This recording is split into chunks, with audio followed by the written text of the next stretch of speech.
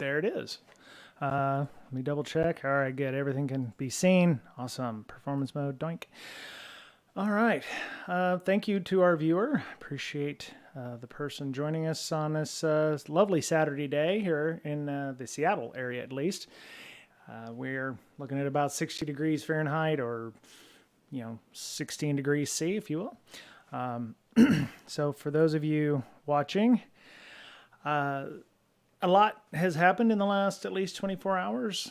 I don't feel comfortable going ahead with the Discord, but at this point, it's going to be an iterative process, just like the rest of the channels and things that we're going to be doing on this Discord. So I have gone ahead and given it out to general population.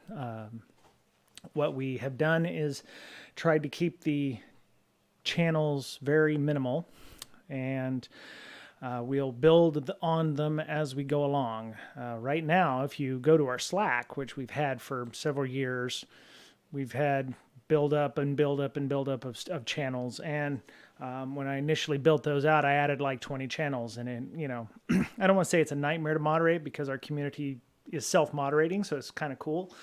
People know the code of conduct, and they tend to self-police themselves, which is, to be honest, I think 90% of the battle in building a community is to understand, is this agreeable to what's in the rest of the community, and to abide by the social contract being what it is.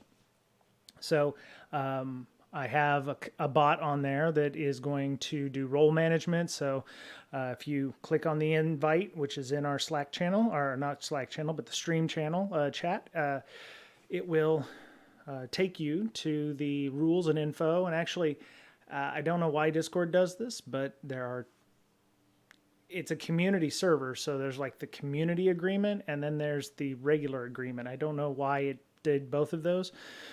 But so you agree to the first one. It has a few bits of writing, but then the other one I shamelessly borrowed from some kind of tutorial on Discord on how to set things up. And just go to the bottom, click OK, and you'll be granted into one of our many, many channels, including Hallway Chat, which is our general chat based on Hallway Con, or Lobby Con in this case, where you see... Cool. Hey, Cole Alt Delete, thank you so much for using your Prime Gaming subscription. I appreciate that. Oh my God, that's awesome. This is the screen that you'll see when we come in. We have a ton of channels: defense, offense, OSINT, and social engineering.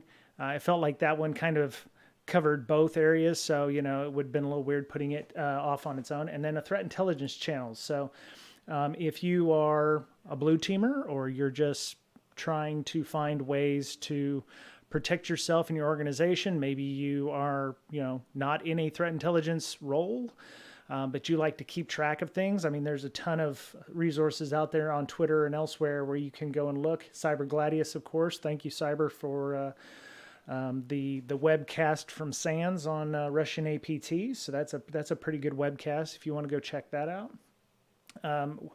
I had to move the level up announcements into its own channel because the bot was just being kind of annoying. I don't know what we're going to do with the bot level stuff yet. I mean, ideally, it may be that, the idea is you put in enough posts where you make higher and higher levels without spamming people. And, we can grant you specific channels based on your level. So if you make level 15, for instance, then we may put you in our level 15 tier, or I don't know what amounts to the champagne room, if you will, here. So there's a ton of other channels, including supporters. So we have a Patreon lounge for our Patreon supporters. If you're a subscriber, you can, like Cole Alt Delete just did, thank you very much. If you go and join our Discord, Cole, we'll add you to our subscriber area where you can, hang out. I mean, the social contract and all the rules still apply in these specific channels, but you'll have your own, little place where people can go and hang out and talk about things in addition to what's going on there.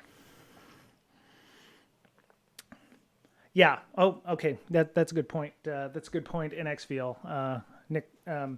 Yeah, and it has to be, ideally, there's no spamming. to further discourage spamming, I think I've set at least a 5-second wait for posts on each channel to make sure that people can't just spam all of the channels like that. So I do believe in the code of conduct. We also have don't be spamming stuff or whatever. The one thing we did kind of loosen a little bit is apparently people in Discord, or the default Discord is don't share out other people's Twitches or Discords or whatever. And I don't know how it works for Twitch and other Discords where people are, playing games or something, and you're like, hey, here's my thing, whatever. In our Slack, I have no problems if you post up, a B-sides announcement, or hey, check out my podcast, or whatever. The only thing we really have issues with is like, hey, I work for blah. We create a hypertext blockchain machine learning neural linguistic product that's going to revolutionize and kill the security industry. It's a silver bullet, blah blah blah. Yeah, that'll get you banned. But if you have an event, a meetup, if you have a podcast that is security related, I have no problems posting that up. I have never been in competition with anybody who does InfoSec stuff. Everybody has their own style that they enjoy. So defensive security is another good one. If you are interested in other podcasts of a security bent, www, I think it's defensivesecurity.com. I want to believe that that's the right one. They've longtime friends of ours, Andrew and Callett. Defensive security podcast. There you go. I did spell it's .org. Okay. So, so defensivesecurity.org. That's a good podcast to go to if you want to listen to a different bent. They do mostly news, and it's fine. I've been doing mostly news here on the stream because I've only got so much content that you can put out in the day. And to be honest, I want to do something that would benefit everybody in this case. So defensive security is good, and Andrew Callett and Jerry. Oh crap. Okay. Andy and Jerry. Yeah.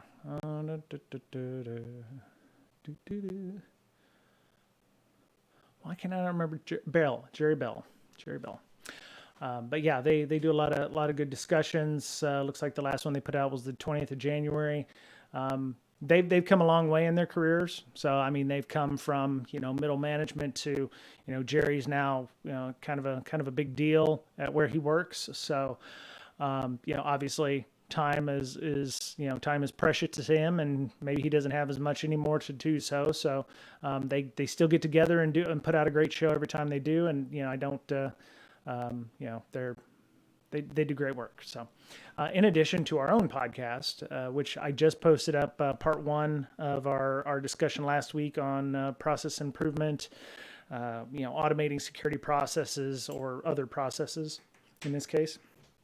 So, I mean, there's a lot to learn on the internet. I mean, there's I think Hacker Valley podcast. Let me see, Hacker Valley podcast. Hacker Valley podcast. It is Hacker Valley Media. Yeah. Yeah. I believe this is it. Yeah. Okay. So yeah, they had Hacks for Pancakes on talking about industrial control system issues.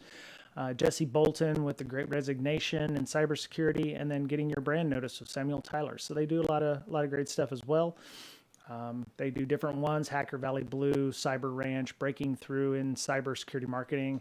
There's a ton of stuff that they do. So they've broken this out into various ones. So hackervalley.com is another great podcast to go listen to.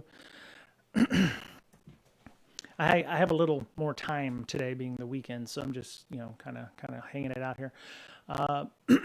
So if you noticed, I'm on Wireshark. I was looking through some tweets today, as I am wont to do, And one of the things that came up was malwaretrafficanalysis.net had posted up a tweet about some a PCAP that they had. Let me see, do I still have that tweet out? I believe is it this one here? Yeah, I think it's this one here, Sunny Station. So this is a great website if you want to learn how to analyze PCAP files. And I will give you fair warning, any and all of the things on here, you may actually run into some things that are actual malware, so you want to be kind of careful when you're doing this, or you know, and malware samples. See, and malware samples. That's the big. Don't bury the lead here. You're going to find PCAPs and malware samples. So just something to think about. But another good website if you're looking for understanding traffic analysis or being able to read through. So they've gone back a few years, all the way back to 2013. So they have a number of things here, various exploit kits. You know, you've got Sibhost, Fiesta, Styx, Goon. I think the first time I ever heard of them, the Moon, I think I want to say it was called Moon EK, Moon Exploit Kit or something like that, was out, and found their website, and I've been following them ever since. Really excellent stuff. And yeah, they have exercises on traffic analysis that go back several months. And usually what you want to do is there's two ways you can do these exercises. One is get Wireshark, which is the reason I went here. Downloaded Wireshark. The only thing is I installed it, and then the last thing it says is, oh, do you want to restart? No, not yet, because I'd be streaming, and that wouldn't be good. But you know, at some point in the future, I do want to run through some, you know, PCAP files, and, you know, potentially, you know, do some of the exercises that don't include malware analysis. It might be fun if you're interested in doing so. You know, there's plenty of places to go and grab those. Let me go ahead and put that in the general chat here for everybody. HallwayCon, doink. All right. So as you can see, a lot of our discussions during the, you know, I intend to treat our Discord kind of like how we did our Slack. I know for some of you who are longtime members on the Slack, it's going to cause you some consternation, and that's fine. I completely understand those feelings. I find myself sometimes torn between, you know, Discord and Slack, and I've given reasons on here why, you know, we're moving to Discord. You know, pretty much for me, the cost on Slack is prohibitive, even for a nonprofit. The prices that they charge per person or per user is still quite extreme. I can't afford $2,200 a month, which is roughly how many users we have on Slack. And I assume that we could, you know, qualify for the non-profit version, which was $1 per user per month. So unless we're pulling in $2,000 to $3,000 a month, I can't offset those costs. Even with the free Slack, if we decided to continue with free Slack, they have a limited number of integrations. And right now we're sitting at about 7 of 10 integrations, which means I'd have to give up some things would have to get out. And there's really a lack of bots, if you will, on there of note. Our friend Joe from, hold on a second, I'm going to see what Joe wants. Do we join via Twitch or Zoom? In this case, Joe, we're going to do Twitch. There you go. Yeah, so I mean, there's just too many negatives for Slack right now. If Slack had the same, and message archive was another thing. You only get 10,000 message archives. The only positive I like about Slack is their threading is much better than Discord's is, but I've been playing around with that a little bit too, and it's okay. So some of you I know are like, get to the tutorials. I appreciate that. I will work on that.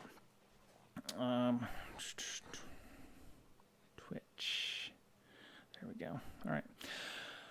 So yeah, please feel free to join. As you can see, we already have 20 people on there now, which is 1% of what we have currently on our Twitch, our Slack. But, we'll grow, we'll get better, we'll learn. We're still, I would say, in a beta. So if you are watching this, you're going to get first dibs on joining our awesome community. And the community is what you make of it, as we know. So the community is only as good as the people who are in it. And we try to cultivate guardrails, if you will, for the community. So we hope that you will come in and check out our community and contribute as you can. And we'll be doing, we have other things that we plan on doing that are non-InfoSec related. I have been trying to get a TTRPG started. So I enjoy playing role-playing games like, let me see, okay, Fate. I don't know if you can see that or not. And we have a couple of people who like to play 5e, D&D 5e. Fate is fun because it's very lightweight, and you can do a lot with it. You could even convert 5e and like Pathfinder stuff to Fate, but ideally we want to have like a game night or something like that. Somebody had mentioned karaoke as well. And then of course for our patrons, our Patreon people, we have specific channels for them, of course. And boosters, if you don't do a lot of streaming but you want to hang out in our Discord, the only way we'll get more functionality in there. I've already given it 5 of 7 boosts, but we need a couple more boosts to get us up to level 3 or whatever, which gives us additional message archives and such. So I am the person that karaoke bars pay to come in at last call and make people leave. Oh my goodness. To be honest, I don't do karaoke. I mean, it would take a lot of Twitch bits, or it would take a lot of subs from people to get me to sing something. I tend to, I don't do that kind of stuff. That is definitely, Joe, that is definitely not something I do. Oh, Internet of Puppies. Hello, Internet of Puppies. We could do a duet then. I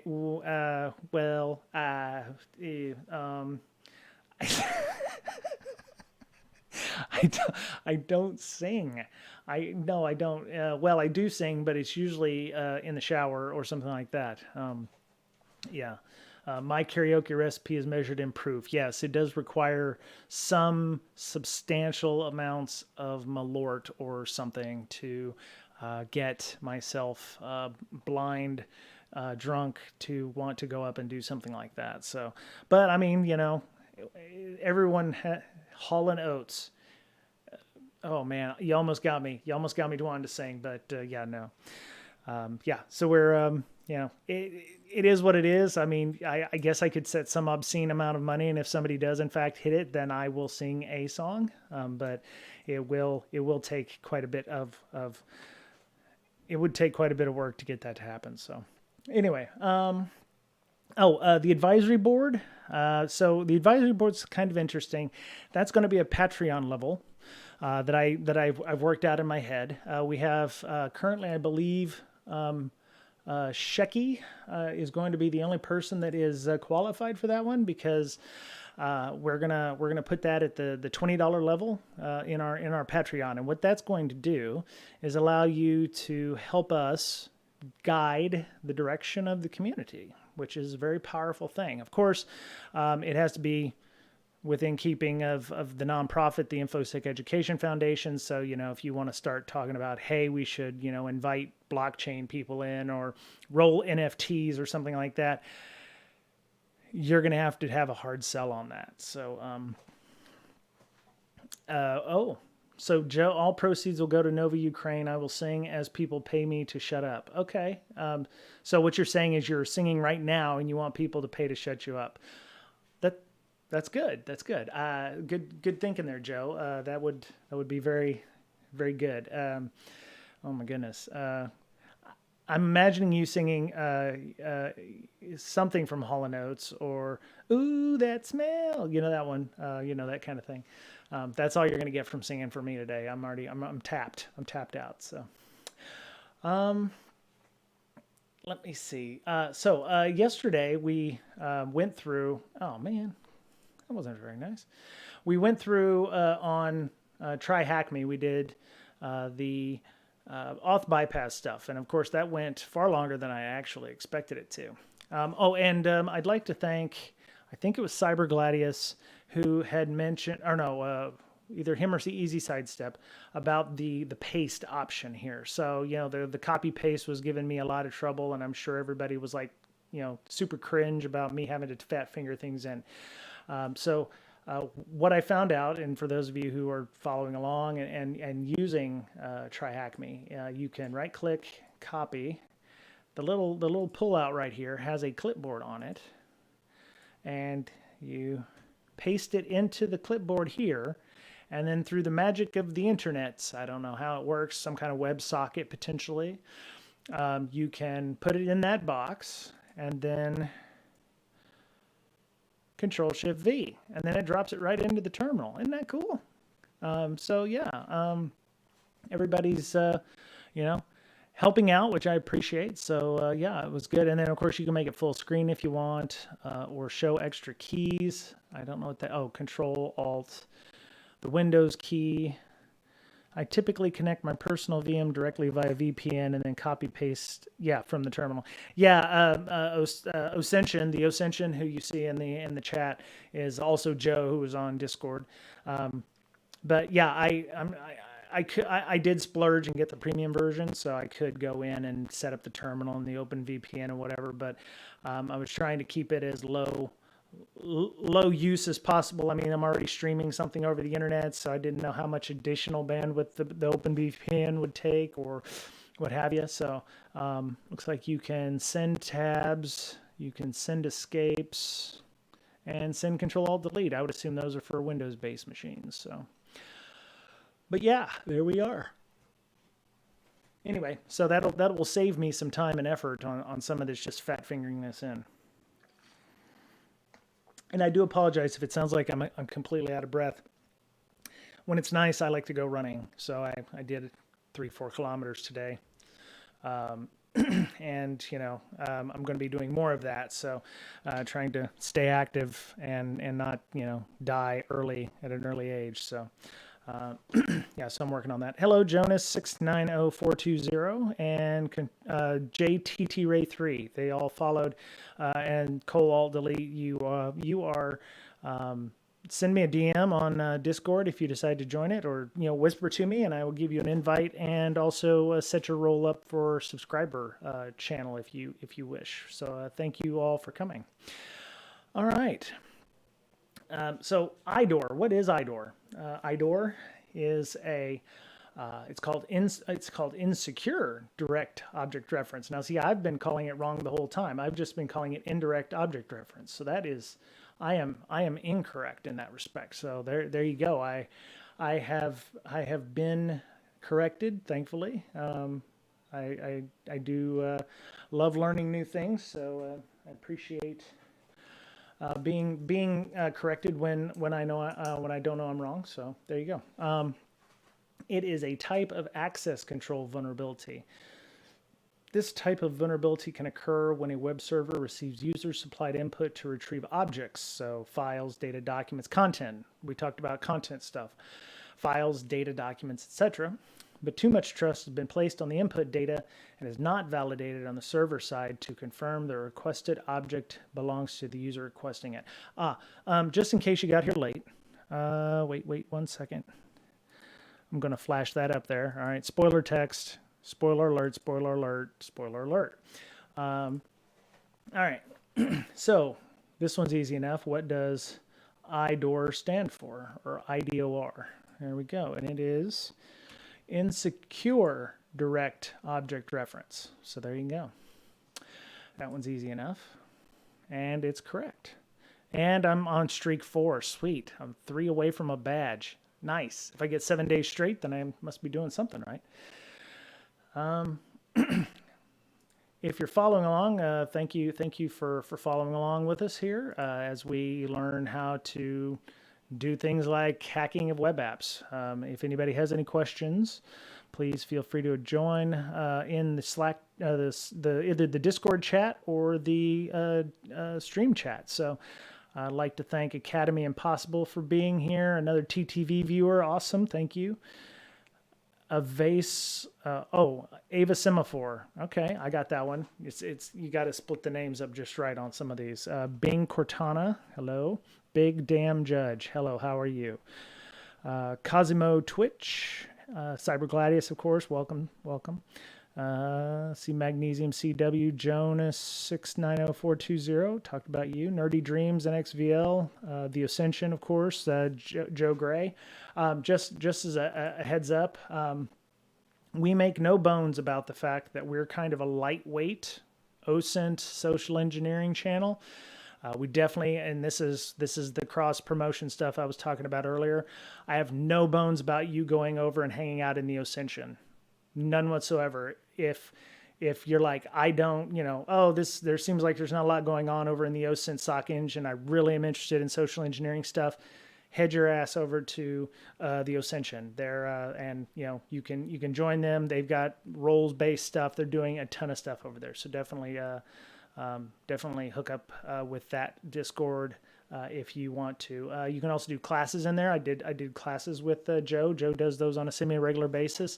I believe he has a class schedule, or he will announce things if you want to learn how to up your OSINT game or help out with some of the CTFs, like the Trace Lab stuff that we talked about during Sunflower Con. So just a heads up there. He's not paying me to advertise his Discord, and you might think it's a little weird that I'm doing that, but it's fine. It's absolutely fine. I have no problems with doing that. So, okay. So back to IDOR examples. Insecure direct object reference. Insecure direct object reference. Yeah. Imagine you've just signed up for an online service and want to change your profile information. The link you click on goes to http://profile/user1305.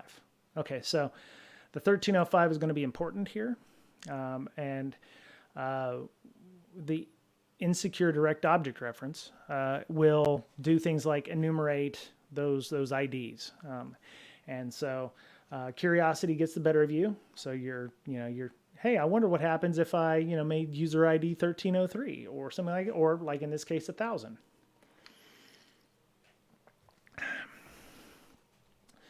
It says you can change the user value ID to 1000 instead, and to your surprise, you can see another user's information. You've now discovered an IDOR vulnerability. Ideally, there should be a check on the website to confirm that the user information belongs to the user logged in requesting it. This can be I don't want to call it a type of web auth bypass, but you could sign up to a website for, 7 days, for instance. Like, what was it I just signed up for 7 days? It was a bot or something.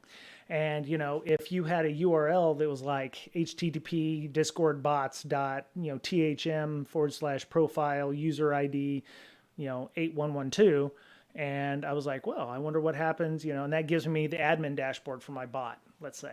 And I went 8111, and it just happens to be someone else. That could be a type of bypass of authentication, because it is not actually verifying that I am I am not the person connected to that account. It just says, oh, you're logged into the system, so you get free reign. It's almost like being full admin somewhere. So.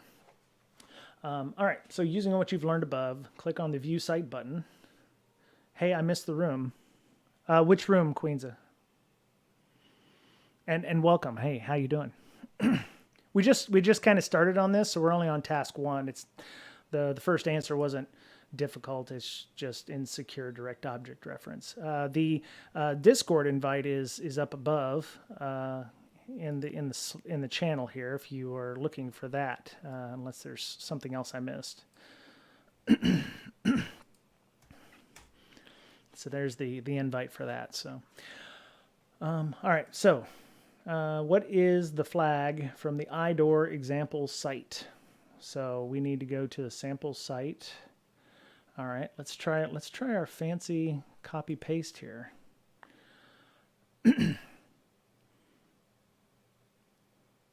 No, I don't think you've missed anything. So I did. Somebody did tell me how to copy paste between browser and everything, so that was something that we came up with. All right, so Control C, and then that. Oh, and then the clear button, which is helpful. Clear. All right. And then Control-Shift-V. No. All right, let's cancel. Oh, wait. Okay, I screwed that up. All right. Okay, Control-V. All right. And then Control-V. Oh, man, look at that. So much easier. Okay, what is the flag from the IDOR site example? All right, so link you click on goes to user ID 1305. Let's start with 1305 first. Is it? I hope it's not erroring out on me here. Let me. Okay, so TryHackMe.com worked. To your surprise, ideally there should be a check on the site using what you've learned. The view. Oh, I'm sorry. View site button. See, that's what I get for not grokking what I needed to do. Okay, so ideally there should be a check on the site. Try and receive a flag by discovering and exploiting an IDOR vulnerability. So we'll go here. Order number 1234 has been shipped. Remember, your next order from online store will get 10% off. Okay. Okay, so what you see here is onlinestore.thm/order/1234/invoice. So, okay, and then ideally you can go to order 1000. There you go. So you go in. Oh, let me see if I can make this bigger here. I'm just going to make the whole damn browser bigger, ain't I?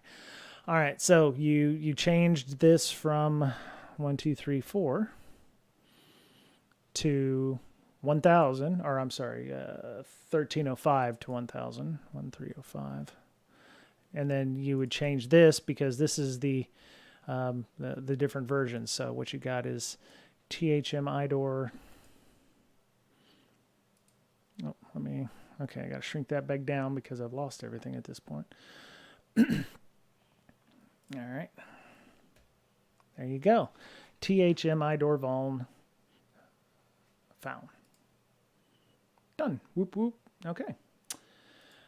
Finding IDORs in encoded IDs. So when passing data from page to page, either by post data, query strings, or cookies, web developers will often first take the raw data and encode it. Encoding ensures the receiving web server will be able to understand the contents. Encoding changes binary data into ASCII. That's ASCII. ASCII is how I pronounce it. Other folks might have a different way of pronouncing it. String commonly using the AZ lowercase, A to Z uppercase, O through 9, or 0 through 9, and the equal sign. So yeah, most common encoding technique is base 64. Remember yesterday, we talked a little bit about base 64 for, we decoded and encoded that to get that flag, if you remember. Base 60, so it was base64decode.com, base 64 encode. So yeah, you take the value here. You can either go to encode or decode to, decode or encode them. And yeah, I mean, this is very much how, I think I mentioned in one of my earlier streams about the state of Missouri and how somebody was able to view source on the website and get base 64 encoded PII from that website. The governor there obviously was unaware of how real hacking works and just assumed that somebody had done something illegal in there. To their credit, it wasn't just plain text, but it was in base 64, which, as you can see, is fairly useless in terms of that. But yeah, this is how it was encoded to either obfuscate it or make it so that it was harder to find. The Missouri felony, yes, yes, Joe Gray, yes. As we heard in the news recently and I heard it from Risky Business, they had said that the Attorney General, the District Attorney in the state, or the California, or not, I'm sorry, St. Louis County, did not decide to go ahead with the prosecution. I'm assuming only because it was a waste of taxpayers' time and would have made Missouri look even dumber than their governor, which, it's a pretty high bar, to be honest. And I apologize if you live in Missouri, but I grew up there, so I know. I know. Anywho, yeah, so, and can be usually pretty easy to spot. That's right. You can almost tell if it's alphanumeric and with an equal sign, or sometimes it'll have equal at the end. Yes, Joe. Yes, and unfortunately, I have lived in Mississippi. I did love Biloxi. I went there for about 8 months for A school when I was in the Navy. I loved Biloxi, except for the salt fog. I'd never seen salt fog before. That was an interesting concept there. And Texas, of course, I lived in Austin for about 8 years, or outside of Austin. So you couldn't pay me enough to live there now, sadly, but because it is a lovely town, it is a lovely area to live in near Lake Travis. So, all right, so you can use websites like Base64 Decode to decode the string, then edit the data and recode it again using Base64 encode.org and resubmit the web request to see if there's a change in response. See the image below as a graphical example of this process. So let me make it a little bigger here, and we'll see what we can get out of that. So what we've got is we have a value, in this case EBJ, PTY, blah, blah, blah, blah. It's going to decode it to ID equals 30, so that it changes the user string to ID 30. You can change, sorry, Joe. You don't have mod access anymore. I may have took your mod access away. I do apologize for that. You can put it in the Discord if there's a link in the Discord you'd like to do. You can tamper with the ID, so ID 10 in this case, so it's changing the value to 10. Then you re-encode that back up to the same value, except looks like there's only been a minor change. Oh, CyberChef. Okay. Yeah, CyberChef's another good one. Definitely a good resource, which does, I think, more than just Base64 decoding.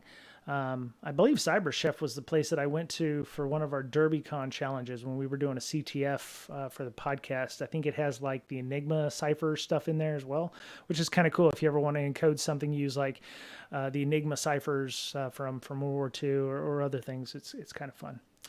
So yeah, you change it to ID 10, encode it, and then you get the same value back. The only thing that's changed, it appears, is the capital T. So sometimes you can cut out the middleman if you know exactly what you need to change inside the hash or the Base64 encoding. Sorry, encoding is not hashing. Encoding is not hashing. Hashing is not encoding. Well, hashing could be encoding. Anyway. But yeah, you wouldn't even have to go through the encoding decoding process if you knew exactly what you needed to change there. Then you submit, and then you get your indirect object reference. So answer the question below. What's a common type of encoding used by websites? In this case, it would be Base64. Submit. Done. Okay. Hashed IDs are a bit more complicated to deal with than encoded ones, but they may follow a predictable pattern, such as being the hashed version of the integer value. For example, the ID number 123 would become 202 if MD5 hashing were in use. This is where those word lists would come in handy. So if you know that it's, if you can crack this hash and it's an MD5 hash, that. And then you can, realize that equals 123. You could say, well, okay, then give me what is, 0 through 200 or something like that. You can, billions of hash values to view results. So what is a common algorithm used for hashing IDs? MD5. I would suggest not using MD5. If you're going to do this, you would want to use something that's a little harder to crack. But if your ID number is only 3 digits, you can run SHA-256 on, all 3 digits or 4 digits or 5 digits. It's not, you can have the hash, but if you decide you want to run, let's say you start out with a 5-digit number, it's not going to be hard to hash those 256 values. So it's not perfect. It would be easier for you to, run the hash on, 1, 2, 3 versus trying to crack this if it was something other than MD5. So, all right. Anybody have any questions? Queenza, are you doing all right? How you doing?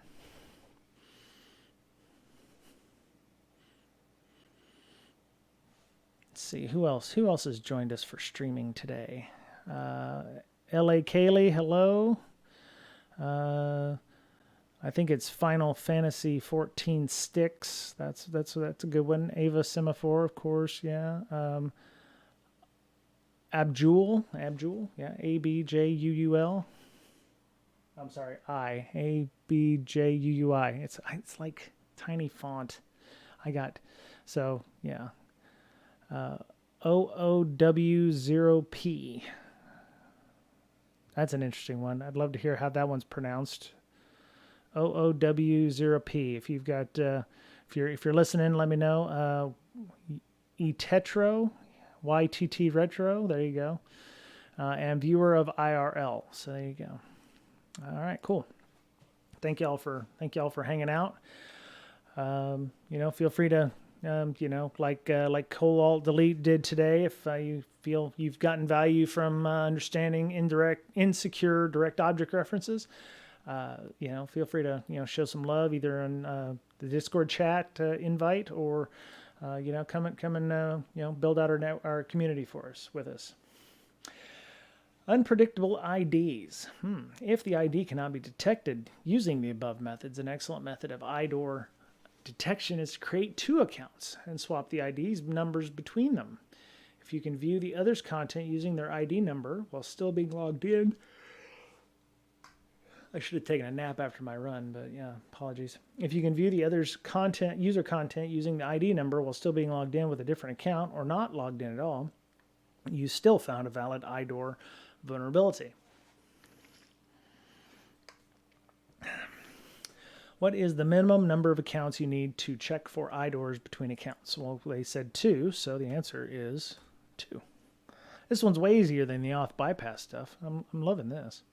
The other thing is, if you may have a user ID of 123. You may just be a regular user in the environment. So like Discord, let's say, my user number is 123 in Discord, and there's some kind of URL where you can change it to, I have admin's rights. So, somebody joining, like, let's say Alt-Delete joins the Discord and he's, user 555. If he changes that and there's an IDOR vulnerability, it would also grant him like epic level access to our Discord, which would cause other things, not just simple viewing of records or what have you. Hello, Internet of Puppies, and YTT Retro. YTT Retro, sorry, I don't mean to derail, but YTT Retro, she's awesome. She's working on a whole VR room. We were talking before the stream. She loves her some VR goggles. I just pick her brain because I like to understand how VR tech is moving. I want to get some, but I have motion sickness, so I don't know if any of the newer technologies will actually work with me, or if I'll use them for like 20 minutes and I'll be sick all day. So, don't like roller coasters, don't like massive, jerky, abrupt movements, and my equilibrium is janky as it is. So, YTT Retro, go check out. She's going to be setting up some streaming soon too, so you definitely want to check her out. Also, she's one of the moderators on our Discord, so reach out and ask her about VR technology if you're interested. So, anywho, where are they located? So, a vulnerable endpoint you're targeting may not always be something you see in the address bar. It could be content your browser loads via an AJAX request, or something that you find referenced in a JavaScript file. Sometimes endpoints could have an unreferenced parameter that may have been of some use during development and then got pushed to production. That never happens. No, they don't. They don't forget removing parameters in development when they're pushing stuff out to production. Says somebody who's seen it a lot. Anyway. You forget things. Hard-coded credentials are a thing, and it's usually the hard-coded credentials are, well, we use this to test in the development environment, and yes, we make doubly sure and we have controls in place to remove that stuff. more often than not, sometimes you forget. And it's just one of those things. It's something security people have been trying to reduce over the years, as part of, secure configurations. So these things do happen. So you may notice a call to user details displaying your user information authenticated through your session, but through an attack known as parameter binding. You discover a parameter called user_ID that you can use to display other users' information. For example, user details, user ID 123. Well, damn, this one was easy. I'm done. There was no question. Well, that's unfortunate. Okay, well, now we're going through the practicals. So let's see what this is all about. All right. So we started the machine. It started. Click the link below and open it in the web browser. Let's start the machine. Okay. I don't know why it wants me to start the machine again, but it looks like lab web URL is not functional here. So, all right. So let's read through the exercise and then we'll see what we get to. Firstly, you need to log in. To do this, click on the customer section and create an account. Once logged in, click on the Your Account tab. Your account, the Your Account section gives you the ability to change your information such as username, email, address, and password. You will notice the username and email fields are pre-filled with your information. We'll start by investigating how this information gets pre-filled. If you open your browser developer tools, so we talked about that in previous chapters or previous examples, that's the F12 button. Select the network tab, then refresh the page. You'll see a call to an endpoint with the path /API/v1/customer ID equals and a user ID. So I need to exit out of this, but I do not know how to do so. Let's go back to the attack box. There we go. Okay. I don't know what the IDOR part is. I'll have to figure out how to kill that in a minute. So, all right, so we will copy link, Control V, and then Control V. Man, I should, yeah, okay. Anyway, you have no idea how much easier that feels for me. So, all right, so we will hit enter. All right, so this is the IT support website. Sorry. Okay. All right, so we will go to, let me see, click on the customer section and create an account. So do not have an account, sign up here. Funny thing is all right, so username is ghost at ghost.com. I figure I'll give Bob at bob.com a bit. And no, I don't need a securely generated password. So let's just do, again, summer 2022. Summer 2022. Again, I do not recommend you ever make a real password for a real account with summer 2022.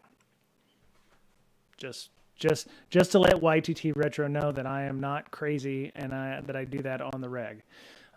Yeah. So we sign up. All right. Don't save. All right. So this is the dashboard. Remember yesterday the last session we did with this on Auth Bypass used this dashboard. In some ways, I like this dashboard better because it's very straightforward other than something like Jira or what have you. So, if you use Jira, you understand my pain. So there you go. All right. So if you open your browser tools, right? Okay, browser tools, which is, you can go here to the little hamburger button and go web developer. And then, let's see, what was it? Browser developer tools, yeah. Web console. There you go. All right. You can also hit F12 if you want. I just didn't know if it would open it up on the browser side or inside the VM. So, All right, so we will go to the network tab like it suggests. Okay, so we need to reload the page to see network activity. All right, and then you will see a call to an endpoint. Let me see. Call to a path API v customer. Wait a minute. Your account, you'll know. If you open your browser tools, select the network tab, then refresh the page, you'll see a call to path. Okay, so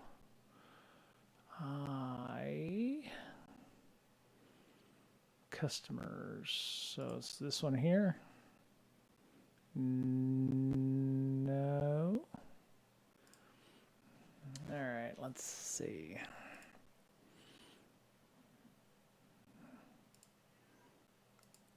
JS, no. Okay, stop with all of that jibba jabba right there. There we go. Okay, I feel like I've missed something. Your account, there it is. Okay, yeah, that's what we needed right there. You needed to go to your it says your account section. My bad. Yeah.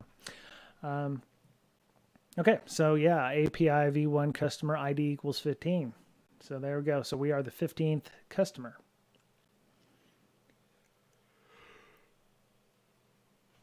This page returns in JSON format your user ID, username, and password. Our user ID, username, and email address. You can see from the path below, user information shown is taken from the query strings parameter ID. So ID equals 15. You can try this ID parameter for IDOR vulnerability by changing ID to another user's ID. Try selecting users 1 and then 3, and then answer the questions below. So let's change it to 3. Nope. Okay, so how does one make those changes? Let's see here.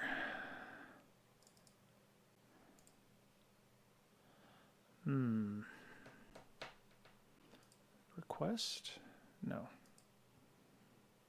Headers. All right, so let's see, raw. Okay.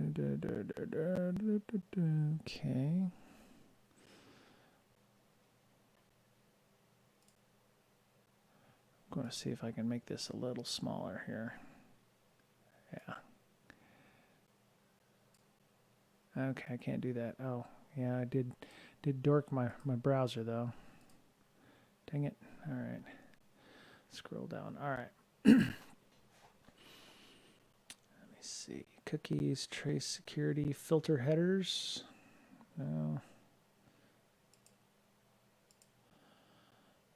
I've got it. Okay. So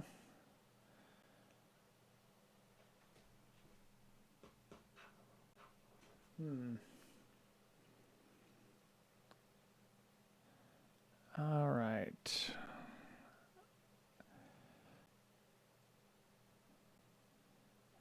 I am a little stuck on how to change the ID here. Is it? Am I not? Okay, there it is. Edit and resend. So there we go. All right. So you want to right click on it and edit. There will be an edit and a resend. So what you want to do is go to the query string down below, type in 1, and then send. All right. So there should be some more stuff on the website.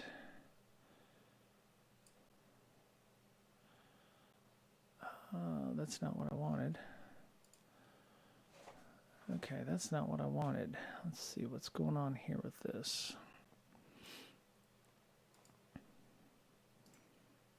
Edit and resend. Edit 3. All right, let's do 1 first, of course. Okay, so does it tell me what the customer's name is in the request itself? Does not appear to be the case. Maybe I can go back to dashboard. Nope. Let me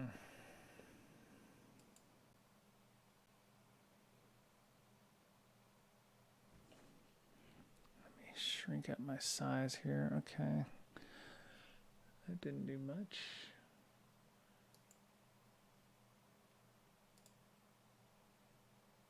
Let's do 3. Not that it would do anything different here, but okay. Request body, query string, resend.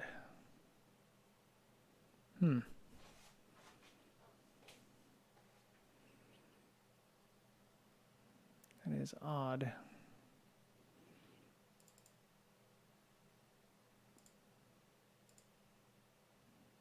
Response. Oh, there we go. Okay, so you have to go look at the response tab. Did they say that in here, or did I just miss it? So once logged in, call an endpoint to the path, returns JSON, see from the path here. Oh, yeah, it's in the picture, but it was like, again, super tiny picture thing. So there you go. Oh, well, like you can click on it and it'll boost it up for you. There you go. So you got to go into the response and it'll give you the answers to that. Okay. See, I'm still learning. It's learning experience. I'm making the mistakes so that you look good when you explain it to other people yourself. So there you go. You can work that route if you want to do that. So I have no problem with that. What is the email address for ID user 3? So fakemail.thm is the right answer. So fakemail.thm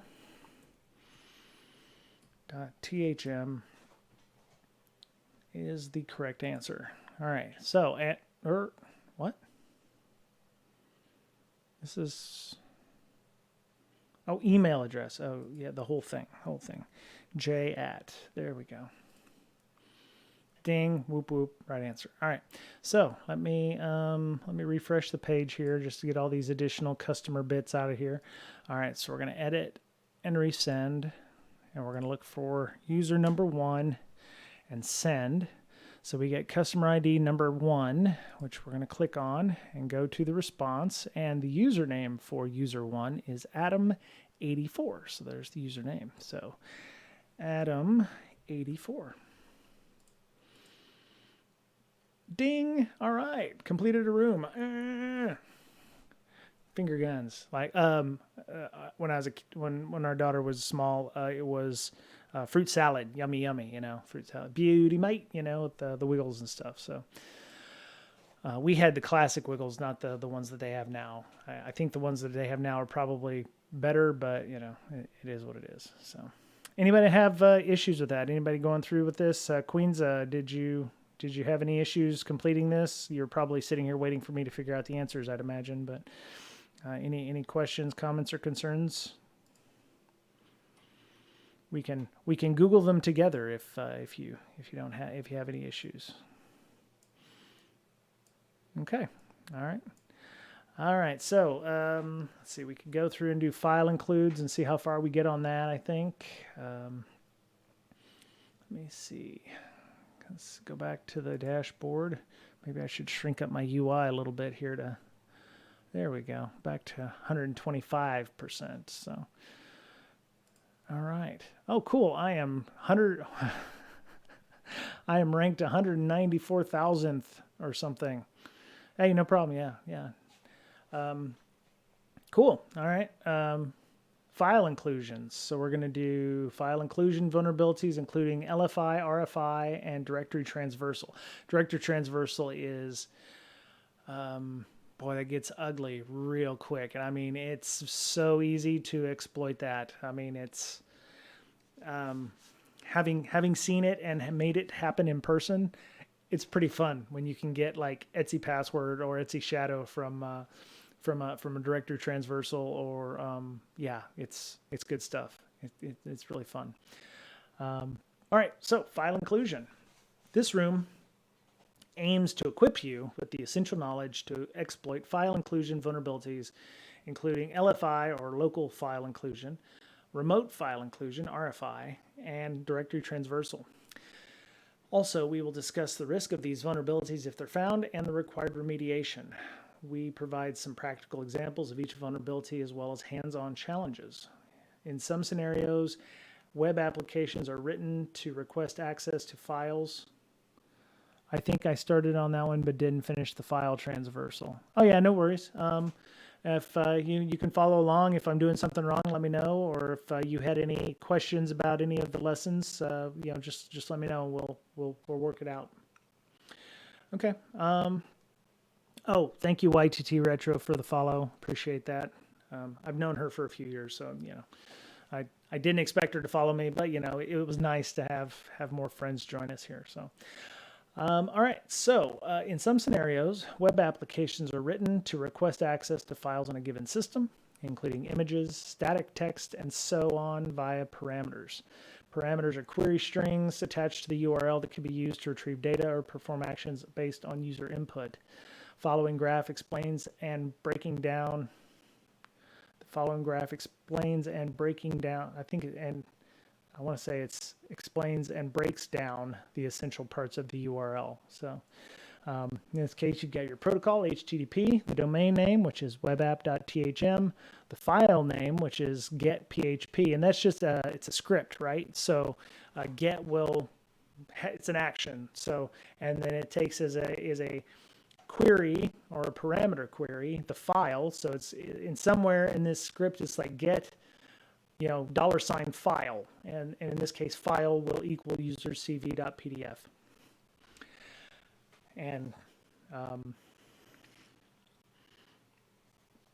it passes the PDF into the script, and then eventually the PHP file will run it in this case, or process it, or do whatever it is that PHP script is going to do to it.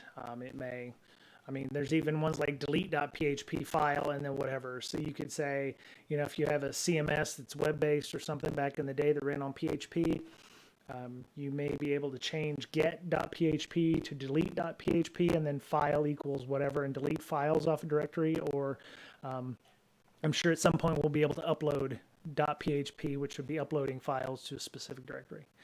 Anyway, parameters used with Google searching, where GET requests pass user input into the search engine. For example, search query TryHackMe. Sorry, if you are not familiar with the topic, you can review the How the Web Works module to understand the concept. Right. So yeah, anytime you do a Google search, you get a query TryHackMe.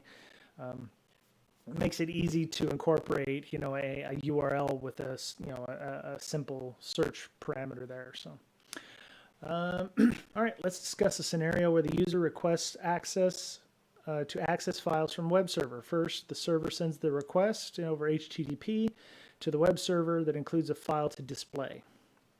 For example, if a user wants access and displays their CV or curriculum vitae, it's a resume. For those not in the understanding, it's a resume. Within the web application, the request may look as follows: get PHP file user cv.pdf, where the file is the parameter and the user cv.pdf is the required file to access. And this is a nice graphical drawing of what that looks like. And then it goes down here after he uploads it to the web app. Get PHP is stored in the app directory under www under var under the root directory. So it's /var/www/app/cvs, and then the file is located 1, 2, 3, 4 levels down in the CVs directory. What we're going to do eventually will be to go up into these folders here. So this might be Etsy up here. This might be temp. This might be another one of some kind. On the home directory. It might be the home directory exactly. /home /var/Etsy /logs or something like that. Why do file inclusion vulnerabilities happen? So file inclusion vulnerabilities are commonly found and exploited in various programming languages for web applications such as PHP that are poorly written and implemented. That is a very true statement. The main issue of these vulnerabilities is the input validation, in which the user inputs are not sanitized and validated and the user controls them. When the input is not validated, the user can pass any input to the function causing the vulnerability. What is the risk of file inclusion? It really, like they're saying, it depends. It depends on what you can get to. Sometimes it matters if they're using a PHP that is not running as root or running with elevated permissions. So it may limit where you can put files or put certain things in the system. So let me see. If the attacker can use file inclusion to read sensitive data, you can read sensitive data like Etsy password or Etsy shadow. That will give you knowledge of what is going on in the back end of the system on the OS level, which for those of you not versed in Linux, Etsy password will tell you the usernames, the user IDs, home directories, whether or not you can log in interactively. Etsy shadow is pretty much the hashed passwords of those users. So it's like it'll show you the user ID and then a hash in this case. And depending on how the hash is stored in there, you can actually tell what kind of hash it is. Older versions of Linux stored them in less secure hashing formats. Even older versions of Linux didn't have an Etsy shadow at all and stored the passwords in the Etsy password directory. Etsy shadow, I would say, is a relatively recent. I mean, I've always had an Etsy shadow, but I've only been here 15 years. But Linux goes back almost 40 years. So, yeah, at one point, Etsy password had usernames and passwords in them, and then people realized, oh, we need security, so we need to put that in. Let me see. All right. So, moreover, if the attacker can somehow write to the server as in the /temp directory, exactly 100%, then it is possible to gain remote command execution, RCE. That is holy grail right there. Remote code exec or remote command exec is. I've also seen it called remote code exec. It really just depends on the vulnerability. I can understand remote command execution. Yeah. However, it won't be effective if inclusion vulnerability is found with no access to sensitive data and no writing ability to the server. So this is kind of telling here. It's like not giving it the ability to write sensitive data or having access to sensitive data or no writing ability to the server. Ways around this would be putting in things like jails, where if you run your PHP in a jail, which is you tell the OS that the top level of the jail, in this case / would be like var temp or var www. So all the processes that run inside of var www believe that var www is / and it can't go any higher than that. There are ways to break out of jails. Jails kind of became what we, I don't want to say people thought of this as the idea and it became containers, but the first time I started using like shrooted environments, which is another type of environment like a jail or what have you, on OpenBSD, you could actually shroot or chroot your environment. Let's go take a look at that. Shroot. Yeah, see, when you do a search, you're doing shrooted jails. So Phoenix NAP. So shroot or change root is a Unix operation that changes the apparent root directory to one specified by the user. You can actually exactly foo bar exactly. Yeah. In some Linuxes, it's as easy as creating shroot jail. If we try to shroot to the new directory, we get the following output. So there you go. Operation not permitted. You must enable the bash command before you can shroot into the new directory. Requires copying the command file and all associated libraries. That's where it becomes a real pain in the ass. Because you're telling bash in this case to, go into, var www or whatever. You have to have the bash executable and all the libraries that bash uses. So it does take a little work to get your shroot set up properly. And depending on the application, that can get real hairy as well. I seen somebody try to put, I think, Oracle database in a shroot. I had to laugh when they suggested it. I mean, it would make Oracle more secure than it normally is, but the amount of work needed to put it in a shroot was actually probably easier just to secure the host system instead of, make the host system the shroot in this case, then try to put it in its own shrooted directory. But anyway, I digress. I will, if you would like to know more, I will put that link in the chat. Okay, I didn't want all of the little text bits. That's kind of annoying with Control C. There's other. You can also just do a search for shroot jails or something like that. If you want to go that much further. So anyway, all right. So this one doesn't have a question to it. Okay. All right, deploy the VM. Start le machine. Okay, may need a few minutes. All right, deploy the attached VM to follow and apply the technique as well as do the challenges. In order to access this VM, you must make sure to connect to the TryHackMe network by OpenVPN or access directly from attack box. Please visit IP address machine looks as follows. Okay. All right. So everyone doing all right today? Hope thank you all for sticking around with me. We did have a number of people before. Oh, we've got a few more people here. Roxy, hello. Rox Easy. That's a good one. I like that name. Underworld Naiad, of course. Hello. A10, A-A-T-E-N, Otten, A10, yeah. Big Damn Judge is back, hello. Black Heroes Everywhere, hello. Cyber Gladius, of course. Is there anything going on in our Discord channel that I should be noticing? Let me see. Oh, I didn't shut that off. Okay, yep. Sorry, one of my hobbies is role-playing games, which is something I would like to do as part of our stuff here. So hallway chat, let's see, have to bounce, have fun. Okay, thank you, Joe, appreciate that. All right. Yeah, saving my voice, 2 in-person trainings this month and a few remote ones. So yeah, Joe definitely does a lot of OSINT-related trainings if you're interested in doing that stuff. So go and reach out to him if you have questions. So, all right, so we need to go to 1010, 217, 196. 10, 10, 217, 196. Okay.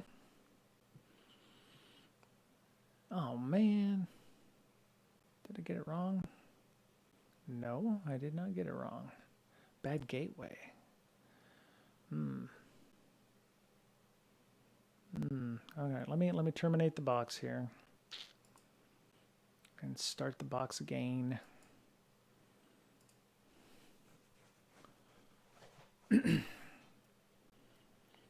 Terminate. All right, I'll start the machine over again just in case. Obviously, it might be user error, but we'll see.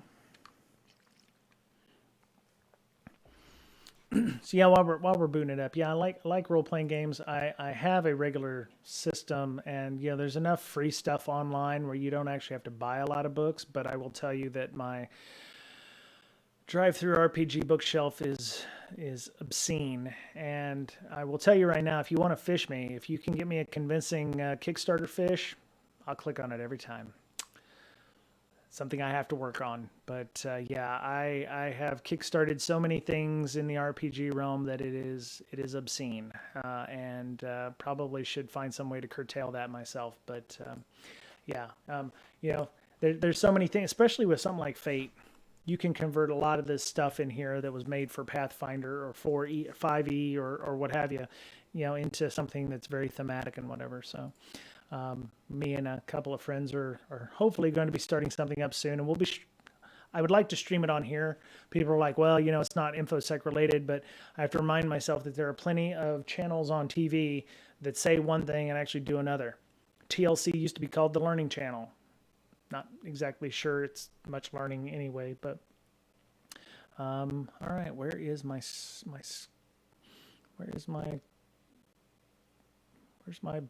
Oh, start attack box. There we go. Okay, well that's not very nice. I thought it would be done by now. All right, 250.25. That makes it for easy times. There we go. Okay, 250.25. Once you've deployed the VM, please wait a few minutes. Dude, thank you, Queens. I appreciate that. Yeah. Queens, do you play role-playing games? Do you have anything you enjoy playing? Any games, video games? Everyone seems to like that Elden Ring right now. And of course, one of the things I saw when I was, learning how to be a better streamer was somebody had said, don't stream Fortnite because there's only about 3,000 Fortnite streams out there right now. And if you're trying to set yourself apart, doing yet another Fortnite stream is not going to set you apart from other folks. So, never been much of a gamer, but it seems to be popular. It is, and to be honest, I am tarnished. Well, thank you, YTT Retro. Yeah, the one thing that I love seeing is it becoming more inclusive, because I know that probably for the first 25 years when it started, it was pretty much the domain of white dudes. And Elden Ring. Oh, okay. I don't play Elden Ring there, YTT. So yeah, I didn't understand that. But I love the advances that have been happening in the past 5 years, or even since the pandemic started, where it's becoming way more inclusive, and there's so many streams out there for folks in the LGBTQ communities. And just allowing people to do things like cosplay and building on those things. So I love seeing all the different ways that it's being, that the role playing is going. So I love seeing that. Yeah. All right. So one more second here. So you are tarnished. Okay. Yeah, I'll have to. Now I'm intrigued, but. Oh yeah, yeah. We have so Queenza just I hate to go back to the Discord, but I'm very happy that I was able to get this thing running. We have a game lounge, game general lounge, and a game. I called it the Games Arena, if you will. So we'll have a games arena for folks to talk about games that we're working on. I did have some additional rules inside that because I've seen enough streams to talk about all game systems have their thorns. Don't start holy wars about which system is superior to others. Do not disparage past and present players. I should add DMs or GMs here. I prefer director or game manager. Do not backseat GM. I've seen a lot of that on like high rollers and those where it's like, oh, you didn't do this, or you should have done this, or you should min-max the hell out of your character or whatever. Everyone plays differently. Rules lawyers can rules lawyer to themselves. So, don't, if you're quoting some obscure rule in some book somewhere, or what's on page 459 by heart, ideally the way we would like to play this is the rule of cool is God Emperor here. So it may not follow what's in D&D specifically or Fate specifically, but if it sounds cool and you would see Aragorn do it, or you would see Legolas, or whoever, we'll fudge it, if you will. So anyway. All right, let's go back to our file inclusion. All right, so we are back, hopefully, because now we need to test the URL again. All right, so... And of course, there may be opportunities for folks to join us on games. So if you do want to join a game, or you want to run something in our Discord, we'll have voice channels for that if everybody's wanting to do that. Come on, load you. Come on. Yeah. Okay, good. Yes. Excellent. All right. All right, it loaded. All right. Welcome. Here are the labs available to file include room. All right. So once you deployed, please get... Okay, so that's completed. All right. That one's done. All right, path traversal, also known as directory traversal, is a security vulnerability. Allows an attacker to read operating system resources, such as local files on the server running an application. The attacker exploits this vulnerability by manipulating and abusing the web application's URL to locate and access files or directories stored outside the root directory. Remember, we talked about var, www, apt, CVs. So in this case, we're going to find a way to use get PHP to actually go up into Etsy. See, exactly, Etsy password. That's exactly what I was talking about earlier. I swear I've not read ahead on these. I'm reading this as you are. So yeah. Anywho, because that's just what an attacker does. They want Etsy password, they want Etsy shadow, they want some way to gain a foothold into the environment, and those are the two files that will get you there. All right, the following graph shows how a web application stores files in var www app. The happy path would be the user requesting the contents of user cv.pdf from var www app CVs. So you remember how we were doing it before. Get PHP will put this into CVs, and then it comes back in, and then you end up with the PDF there, and they're gonna do something to make it request passwd or password file to send that back to the customer, or to the customer, the bad guy. As you can see here, so what they've done is, by going ... which makes it say, I want you to go up one. So the PHP file says, I want you to go look for the file in var www app CVs, but then you can say ///// Etsy password. So it'll say, I want it to go all the way down here and then all the way back up here. So that's how Linux works for whatever reason. And Linux doesn't have any controls in that respect, so it won't say, hey, the PHP shouldn't do that. It will allow that. So we test out the URL parameter by adding payloads to see how the web application behaves. Path traversal attacks, also known as .. attack. Oh, okay, it's got another name. All right, take advantage. .. doesn't roll off the tongue. .. Okay. Moving the directory one step up using double dots. All right, so I talked about that. Then the attacker may find something as follows. Exactly. Suppose there isn't input validation and accessing the PDF files at this location, var www app CVs. The web application retrieves files from other directories, in this case Etsy password. The ... entry moves one directory until it reaches root, then it changes the directory to Etsy. So depending on the environment you're in, you may have to put enough dots in there to kind of guess, because this PHP file may look 8 directories down, and if you need to get up to Etsy, you're going to need to put in like ... continue to do ... slashes until you can actually massage the request enough that you get up to root and Etsy. I mean, you could put 45 ... slashes in there. The only thing is, once it gets up to ... slash and then you're at the top directory, it won't go any further. It won't go any higher, and it'll just disregard the other ... slashes. So I mean, the easiest way would be to put like 45, 50 of those things in, but it may cause some issues in the parameters or whatever. So ideally you want to be as efficient as possible, but I mean, if you know that it's only 4 directories down, then you can put 5 or something like that. So all right. So yeah, the application sends back the file's contents. So, the PHP file, the PHP script is stupid. It doesn't go, well, am I really sending the PDF file? It doesn't care. It's like, I'll just send you whatever you want. So in this case, it will send me the Etsy password file, which of course, as you can see what the format is here. So you have the user, X.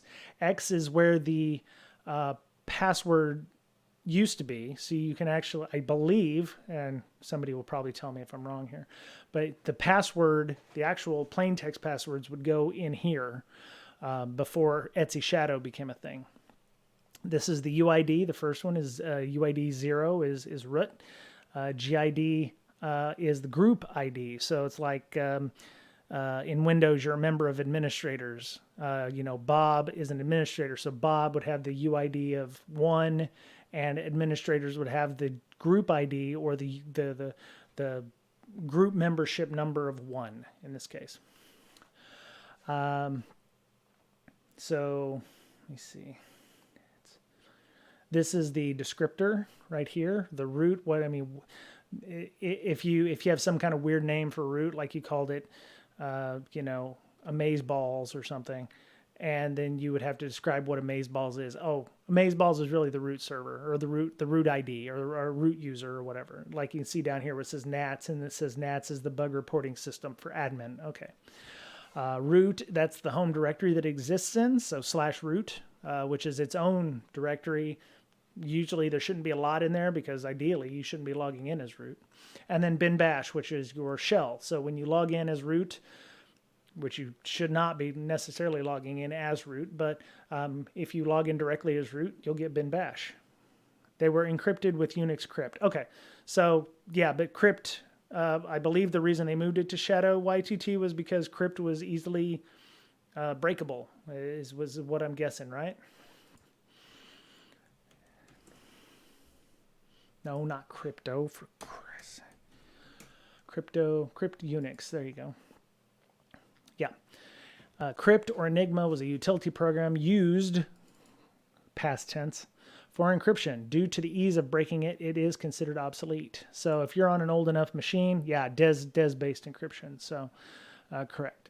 So some versions of Unix shipped with an even weaker version of crypt in order to comply with contemporaneous laws and regulations that limited the exportation of cryptographic software. So just sending out encryption back in, well, I don't know, I had the same problem when I was stationed on Diego Garcia. I could not easily download the high encryption Internet Explorer 6 with 128-bit encryption because it was IDOR controlled, sending out encrypted, pretty much like weapons or something. Yeah, IDOR, yeah. International Trafficking in Arms Regulations. Encryption is considered an arms in this case, or a weapon, if you will.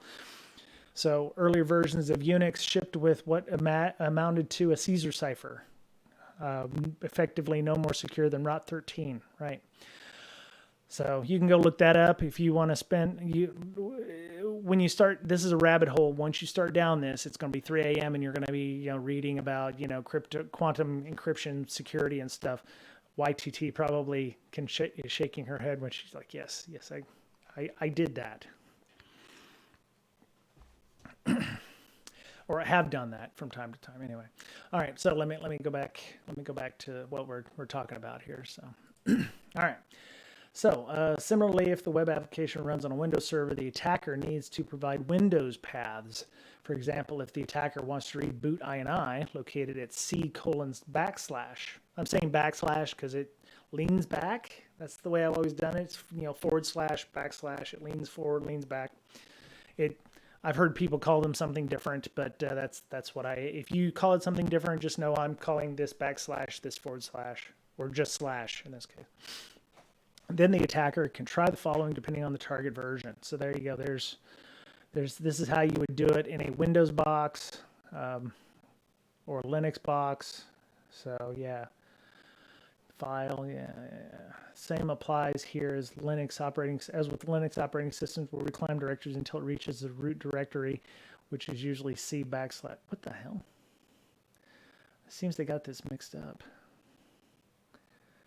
With Windows operating systems, I don't know why they did this. This should be Windows. I don't know why it's detecting my browser as a Windows box or Linux box.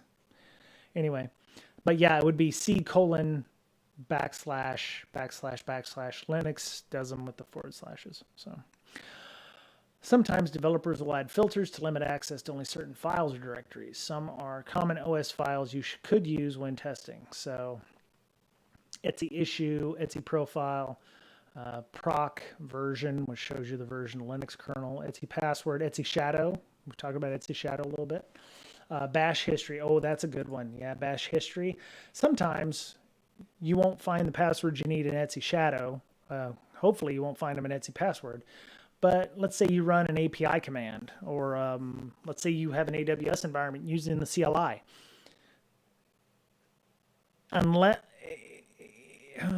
I don't know if you still can put the API key inside the command itself, but if you look in bash history sometimes, certain commands you can do, usernames. Sometimes it'll ask you for a password.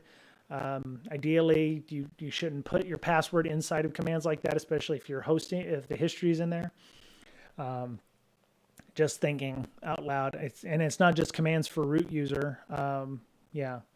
Varlog D message that contains a D message, which is the DMESG. You may also see it as DMESG. It's the messages that start up when you're starting the machine. It would tell you things about the chipsets, what's installed, what kind of hardware is installed in the box. Those kinds of things. Mail routes, that's the routes, the mail spool, which back before email was a thing, they had the mail spool, which is a way of sending messages in text, pretty much, like send mail or what have you. But yeah, you used to be able to send people email over the mail spooler. So private SSH keys are excellent. With those, you can potentially pivot onto another box if you get access to somebody's root keys. SSH has gotten better with that, where it's like the permissions on your private keys have to be set a certain way. Also on the public keys as well. But yeah, you want to, usually SSH will not work if the permissions on .ssh is set. I could be wrong on that. Anyway, access logs for the web server. That's another one. I mean, depending on your application, it logs all kinds of things, including potentially API keys, depending on what the output looks like in your log file, or debugging messages, depending on how deep you're debugging things. So you may try something on a web server, and you might want to go see what the expected result was when you ran that. So you'll see what what the web server said when you did X. Right. Var spool had all the spoolers for mail, fax, print, etc. Yeah, right. YTT retro. And then boot ini for Windows, as if that's the only file on Windows that really matters. Which that is a good point. There aren't too many files on Windows that will contain those things. I mean, Windows does have an Etsy password file.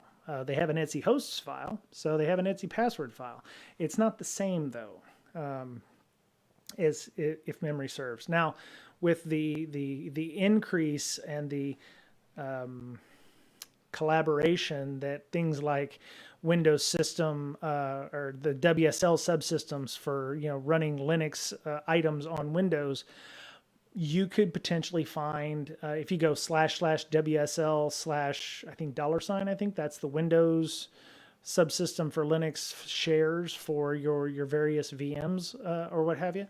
If you're running, Debian or something like that. And then in case you have a fully fledged Linux system running on your Windows box, so these attacks still would be very, very cromulent or very, very applicable.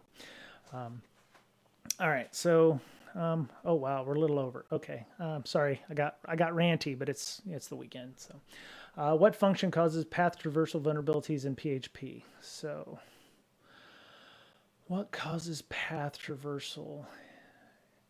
How long is the word? I think it's input validation. No, it's all one word, and it's one big long word.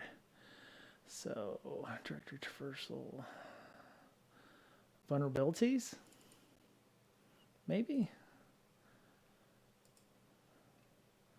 Let's go double check. What function causes path traversal vulnerabilities? No, okay, what function? What function?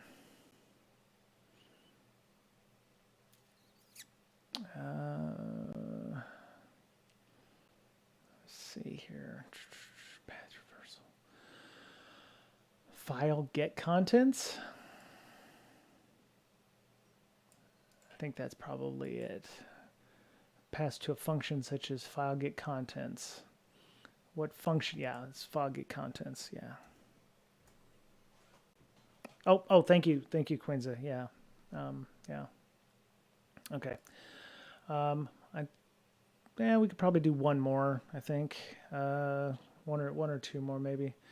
LFI. We'll do LFI, and then we'll save this either for tomorrow night. I think we have Miss Berlin coming on Monday night to talk about log analysis, which is something I think a couple of people have asked for, talking about log analysis that they've been interviewing recently on some log stuff. And you know what? I think we're going to stop because there's a lot of reading here, and I want to make sure that we've got time for everybody to do something.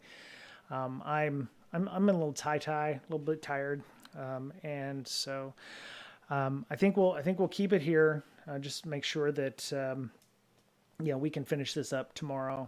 I already got my badge for today. It's almost like what is that, Duolingo or something, where it's like, you have a 100-day streak. I think I had a 500-day streak on Duolingo at one time when I was trying to learn French. And then one day I just forgot, and I was like, oh my God. And there were a couple days during that streak I was like 11:58 at night, and I was like, oh shit, I gotta go through a lesson real quick or whatever. I'll just pick an easy one. But yeah, I'm not sure I actually should have done that. But okay, so yeah, we'll come back to this and finish this either tomorrow evening or Sunday. Yeah, I think I was in Hawaii when my streak ended there. I was so tired. I laid down around like 10 o'clock at night and took a nap. And I was going to take a nap and, just lay down for a second and rest my eyes. And I woke up at 6 the next morning. I was like, no. But yeah, so we've got a ton of stuff going on. The Discord, of course. Everybody can come in and hang out. We've got a bunch of channels. When you come in, you won't see these channels because we've made a lot of stuff private. The idea is we're, trying to make sure that people can get value from what we're providing. I know a lot of our Patreon supporters were asking questions about, hey, we've been supporting y'all for a while. Now that you're moving to this, or now that you're doing the stream thing, what can we see coming from this in the future? And I want to make sure that we're doing our due diligence on that. But yeah, I mean, we'll get you, if you subscribe here, or you send out some gift subs, including one for yourself. There's a subscriber area. It's a little sparse right now because, the people who have subscribed haven't joined, and we'll make sure we figure out that. Boosters would be anybody who might have boosted or added nitro or something to our Discord. The advisory board is a certain Patreon level where you'll be helping out with the direction of the Discord and the chats and stuff. And as you can see, we have our moderators. I'm one, Berber Prime, of course. I'm the server owner, and I'm the booster on that. Internet of Puppies, who's Y2T Retro here. And of course, Mr. Scott Pack, who is also one of our gamers. So he'll be playing either Fate or 5e or whatever we all agree on doing. Ideally, I'd love to do some like Curse of Strahd, but in a Fate version, which might be fun. But yeah, there's a ton of stuff. So we have Player Lounge for the games if you want to get involved with games or something like that. Not just role-playing games, but I'm trying to find copies of Backdoors and Breaches that we might be able to scan in and maybe use on like Roll20 or something like that, where you can draw a card from the deck and we'll play Backdoors and Breaches. And then of course Twitch subscribers, where I need to move the voice channel up for that, but we have a voice chat for our Patreon users as well. So anyway, hope everyone had fun today. Cool. Yeah. Queenza, we'd love to have you. I'm still fairly new with, doing RP, being a game manager or director myself. But I watch a lot of, I don't want to say I watch a lot of people and I think I can do it myself, but, it's a collaborative process, especially with games like Fate, where it's like very collaborative. It's like, what are the players actually doing or something like that. I actually seen one where it was a guy playing all by himself using what is called GME, which is the Mythic Games emulator, Mythic Games Emulator.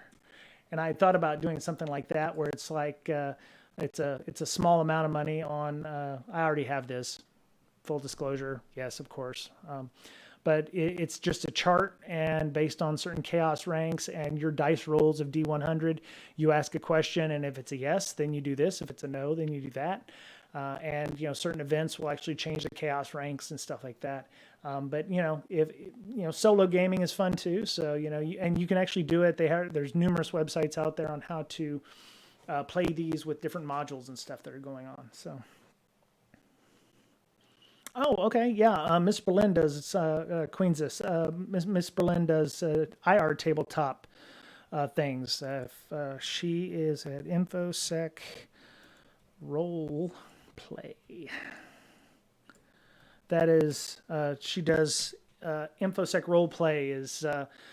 She does some tabletop events, doing incident response with a decidedly like D&D bent to it. So there's dice, and she pulls out the die 20s and stuff like that, and you take on the role of, say, the CISO or the PR people or the legal folks, and it's very much similar to that.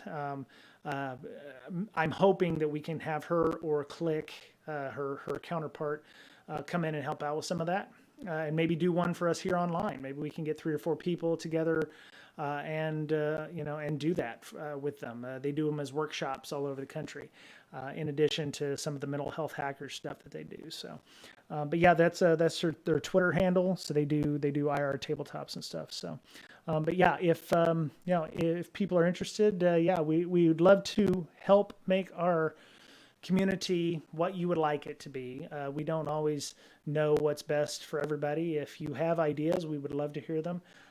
If you want to see events, we would love to hear what the event looks like. Don't be surprised if we ask you to kind of maybe assist. I don't say, volunteers, but, if you have an idea and you know which direction you'd like to take with it, we can definitely talk about things like that. So anyway, all right, I think I'm done for today. I'm going to go and, veg out a little bit. Maybe end up taking a nap or going to bed early tonight because the running knocked me out today for some reason. So hope everyone comes back tomorrow. We'll finish up probably the LFI stuff, and we'll talk about what you want to talk about, because that's what's important is making sure that you're having fun. So hope everyone has a great night, and we'll talk to y'all soon.